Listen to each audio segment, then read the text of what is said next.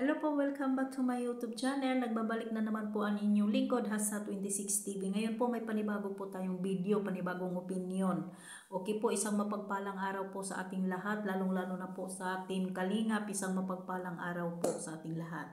Lalong-lalo na po sa ating mga OFW, naway mag-ingat po tayo kahit saan sulok po tayo ng mundo. Mega love shout out po sa Japan Charity Group at sa lahat-lahat po ng mga solid Rina. Okay. Pag-usapan po natin ito, mga langga. Konting tiis na lang po, makikita na po namin si Rina. Lalong-lalo na po ang founder po ng Japan Charity Group ay magmi-meet po kami sa Pilipinas at malapit na po namin makikita si Rina. Kaya grabe po ang pagmamahal ni Rina. Grabe po talaga ang pagmamahal nito ni yung founder po ng Japan kay Rina. Kaya abangan po ninyo mga langga, marami po kayong abangan na pasabog para po kay Rina. Hindi na po kailangan natin yung mga ladtim-ladtim, hindi na po kailangan po natin kung ano po ang nakikita natin sa iba.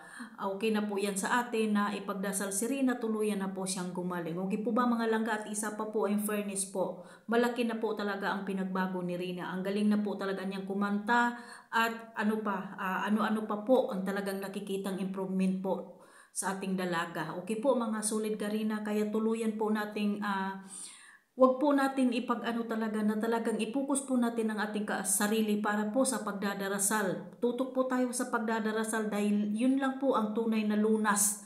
Yung pagdadasal po kay Rina na tuluyan na po siyang gumaling at bumalik na po yung tunay na Rina at bumalik na po siya sa normal talaga po. Nakikita na po natin yan. Kaya magpapasalamat po ako sa lahat po ng nagmamahal kay Rina, sa lahat po ng mga sumusuporta kay Rina. Mabuhay po tayong lahat, nagbunga po yung paghihirap nating lahat po kay Rina. Lalong-lalo na po sa Japan Charity Group, hindi man po sila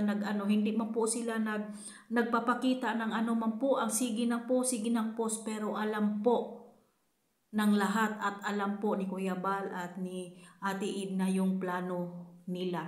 Kaya po sa December po magkikita po tayong lahat at lalong-lalo na po sa founder po ng Japan at lalong-lalo na po sa admin si Ma'am Hazel at kay founder Ames, magkita-kita po kami sa Pilipinas. Kaya abangan po natin at yung pagpamamili na po namin, isasama daw po ako mamimili ni founder Ames. Kaya abangan po ninyo, magla-live po ako niyan. Kaya hanggang na lang po mga langga, abangan po ninyo yan. At isa pa po, binigyan po ako ng pamasko ni founder Ames ng Japan Charity Group. Ayan, hanggang dito na lang po. Maraming salamat po sa sumusuporta kay Hasa26 TV. Ayan, don't forget po, like and share and subscribe sa aking YouTube channel.